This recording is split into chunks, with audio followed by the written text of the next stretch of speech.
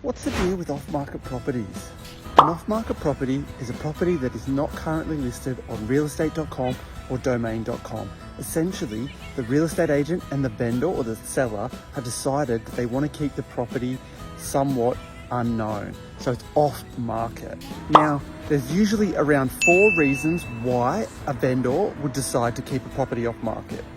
Number 1 is that the agent feels like the vendor's expectations might be too high. So they might want too much money for the property.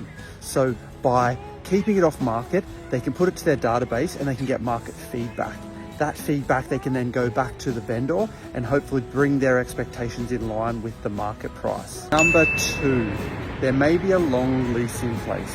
Now, the agent knows that if they try to market a property that has a long tenant in place, the risk is that they find buyers, but the buyers need to find somewhere to live in. So they want to try and keep it off market, and they might try and find an investor that'll buy it.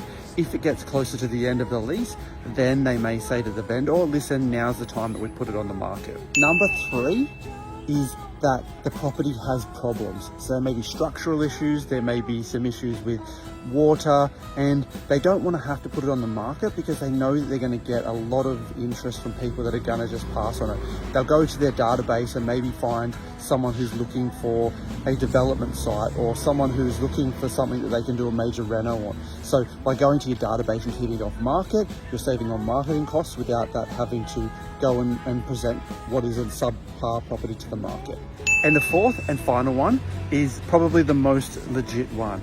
This is where a vendor may have a real fear of having lots of people coming through their property. They may have an agoraphobia, or they just may not want to have tons of people coming through the property. So what they do is they say to the agent, listen, if you can get me a buyer through your network without having to go and do a lot of open homes, then I'll sell. So what does this all mean for you as the buyer? I always say treat on and off market properties the same. They're always going to be good and bad properties for each. If you get an off-market property, just really use the lens of those 4 points to see whether it is actually a good opportunity and whether it's worth pursuing.